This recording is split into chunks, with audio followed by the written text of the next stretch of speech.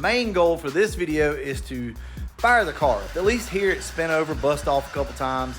It doesn't have to run good. Like, I just need it to run. So I went over to LMR and picked this up. This is your transmission harness for a 5-speed. This car is going to need it. And also drive shaft bolts because we didn't have but one. So underneath here, I'm working right now on the fuel pump. So this is a very simple fuel pump setup, guys. This isn't like Andrew's car with a Magna fuel and all that type stuff. So I stuck the cover up there to see how it's gonna look, and man, she's gonna look sick, y'all. So Camly wants to help video, so I'm gonna give her the camera, the phone, and let her video daddy work. Okay. All right, hold it like this, okay? Can you see it? All right, good job, baby. You like helping daddy? Uh-huh. You do? It's getting tired. Your hand's getting tired? No, my arm is getting tired from holding it like that. Okay, well, thank you so much. I like your tattoos you got. Those are cool. These are marking. So we're under the hood. I want to show you guys a couple of things that we've changed. I don't think that I've shared it with you guys, but let's talk about what we've done and what we've got to do under the hood of this car. We did get the radiator in. Well, it's just kind of chilling, it's just sitting here. I got the fans bolted down. They fit nice and flush, guys. Look at that.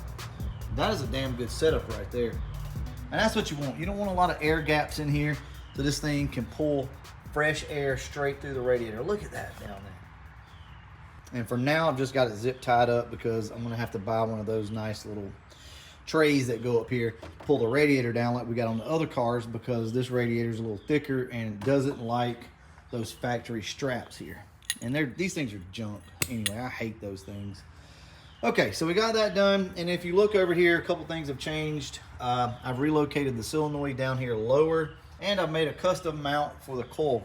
Now, I went and got some little standoffs, if you will, whatever you want to call them, from the hardware store, and went and got some little bolts, some lock nuts. I just made a template like this, stuck it up there against the car, and then drilled through it. Voila, we're good to go. Now, I am going to come on the back side because these are just like a Phillips head screw. I'm going to come on the back side of this underneath the car and weld the heads to the body of the car. That way there'll be studs always there, so I can just slide the stuff on and off. But I think that's a nice little setup there. I like it. I like the angle of it. I like the position of the coil.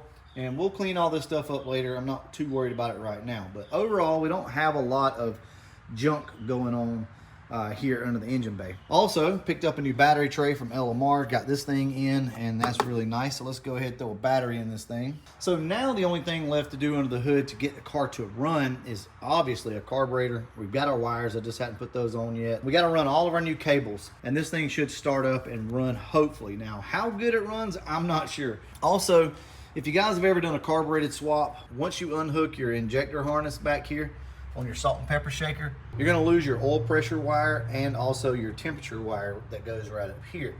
Now what you can do is go in, I'll throw it up on the screen for you guys if I can remember. Go in and just pin into these plugs right here or back into one of the wires, and you can just bring those two wires that you need out and over. I'm just gonna leave this stuff zip tied up. I know it's not the prettiest, but I don't want to cut this thing. So this is probably going to be broken up into a couple different days. So I'll get back to you guys when we get some more work done. All right, I'm going to show you guys a little trick, a little tip, if you will, on how to wire loom your wires, right? Check it out. What you do is you take one zip tie and you go all the way around your wires, just like that. You leave it loose. You take another zip tie and you go in between. And you just keep doing that in between each wire. Leave everything kind of loose for now. And this will make a custom wire loom that looks really good. I'm not going to sit here and say that it's the best looking thing ever, but it serves its purpose, and it's a lot cheaper, and it gives you a bunch of different options versus going out and buying something. So see, we got everything in between the wires. Now watch what happens here. Here's the magic behind this. You find your spot where you want this to be, which is probably about right there. You just pull it down. Not tight, just snug. Okay, once you get them kind of snug, pull this up as well. And there you go. You start tightening these things down. I actually snugged that up just a little too much beforehand. I got some play in that, but that's it. You just come in and snip everything off.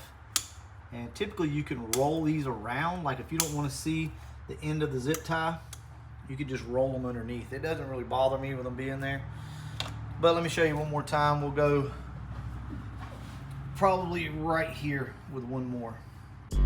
They act like they ain't know. Guess I gotta hit them with an update. Okay. I been getting to it when I'm up late. Hit it when you went the front gate. They act like they ain't know. Yeah. Y'all check it out.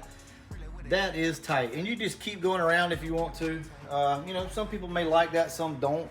Some people like their wires to like tuck around. I like mine just to lay up top. That way I can see them. It's just easier that way. If you guys are interested in these super cool plug wires, you can go over and check out Anderson Ford Motorsport. Donnie B will hook you up with some of these right here. They got them in multiple colors. We went with blue this time over the red. He surprised me with it, and I really like these things. I mean, they are massive, guys. So I'm gonna go ahead and finish the other side up, and I'll get back to you guys in just a minute. I've been waiting to put these things on. Although they are not the same blue as our wires are, I think they're gonna look really good on the car. So you can get these from LMR. I'll put the listing up for you right here. Link down in the description below if you'd like some of these. I think they're badass personally. All right, I'm gonna go ahead, slap these things on. I'll show you what they look like when we're done. You know, sometimes you start on something with no intentions of finishing it. Today was one of those days. I started on this car just, honestly, I didn't even know I was gonna work on it today. Get out here and button up a lot of the loose ends. So I'm gonna attempt to see if the car will fire up. It's got exhaust on it, so I'm gonna pump the carburetor a couple of times, see if we can't get some fuel in here. I don't see any hoses or anything like that need to be plugged, or holes I should say. I mean, it should start, I don't know, we'll see. See if we can get some gas.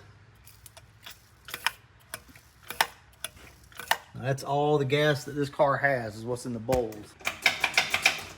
Yeah, car's in neutral just to be safe. I'm gonna pick it up.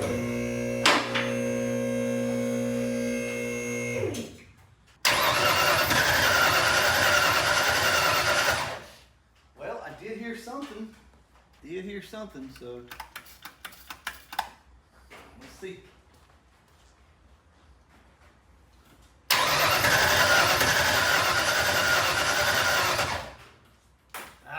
It's trying. I'm gonna try it from up here on the solenoid, just to see. I mean, it's trying to fire. I can smell it. Make sure I got the firing order right.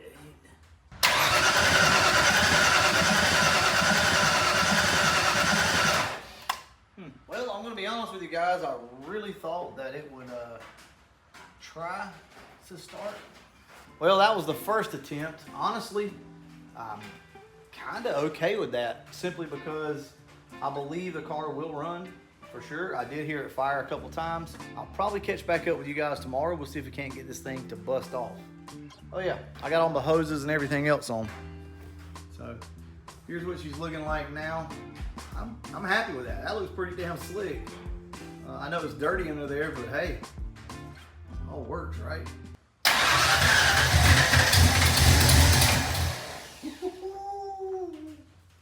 Check it out, y'all. I hear a big ass exhaust leak though. Oh, I think she might run. Add a little more time and see what happens. No shit.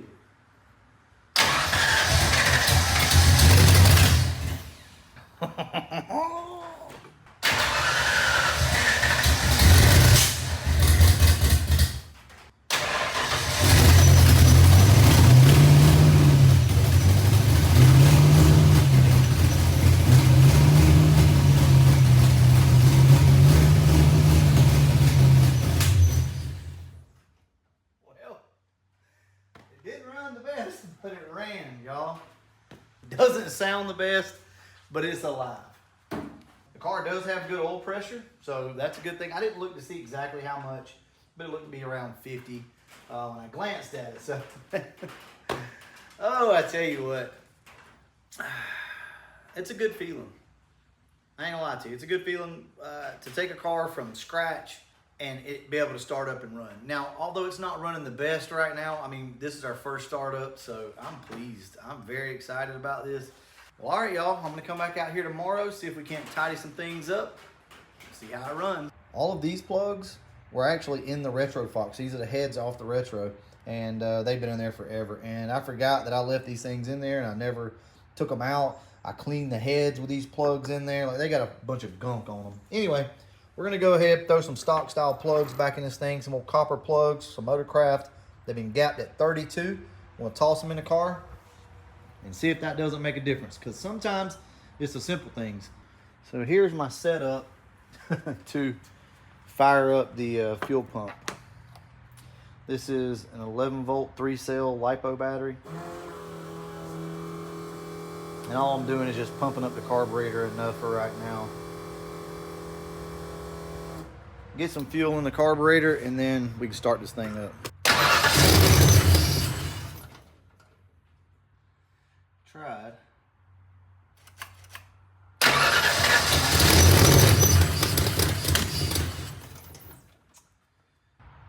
honestly don't know what the issue is. The car just does not want to idle. So the plugs really didn't make a big difference, if I'm being honest with you. I need to check and make sure that the carburetor is sealed up good. There's no vacuum leaks that I can find on the car. But it's so hard to tell with the exhaust leak that thing has. I'm pretty sure by now all the lifters are pumped up. We do have oil pressure. So this is going to be one of those things that I'm going to have to trace down. Now, this car is still controlled by EFI, by the ignition. I have done this several times. Although this car has been built from scratch using a bunch of different parts from a bunch of different vehicles, there could be something that I'm missing, but this absolutely works, guys. I want you to know that. With that being said, I'm going to piddle around with this thing a little bit more, and we'll see what we can come up with, and hopefully I can get all of us an answer to what's going on here. All right, y'all.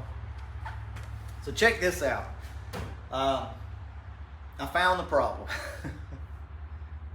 So many times we overthink the issue. I'm bad about doing it. You know, I was on the phone with Papa T, and he's the same way. We'll overthink a problem, and we'll get all into this stuff. We'll spend money, we'll buy parts, we'll freak out, lose sleep, and usually it's something that we've missed, and that was the case with this.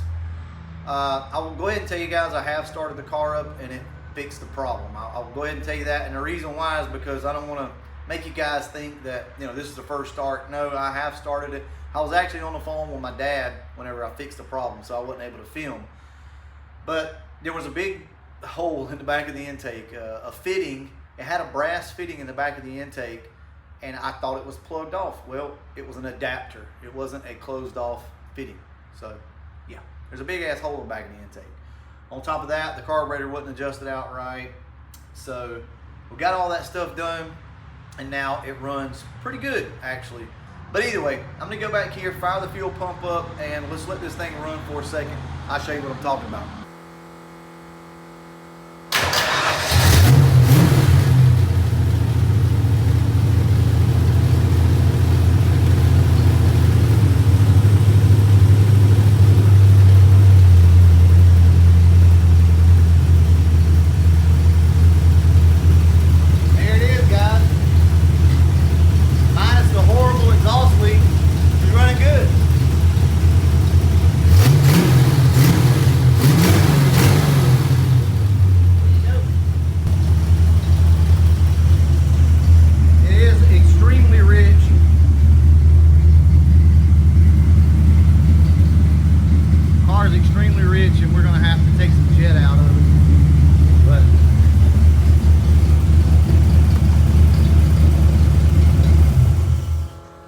Oh yeah, fuel pump.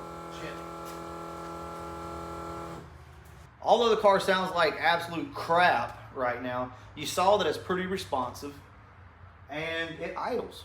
I'm using the carburetor off the 65 on the Poop Coupe right now. So that means we got to buy a carburetor for the Coupe so I can put this carburetor back on the 65 so that I can get it to my dad's.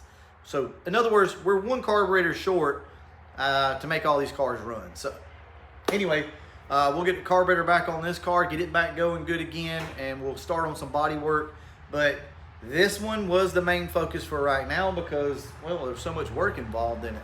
All right, anyway, enough talking, guys. I'm gonna go ahead and wrap this one up. Stay tuned though, because we'll hopefully be taking our first drive in the Poop Coupe here pretty soon, at least maybe around the driveway, the yard, or something like that.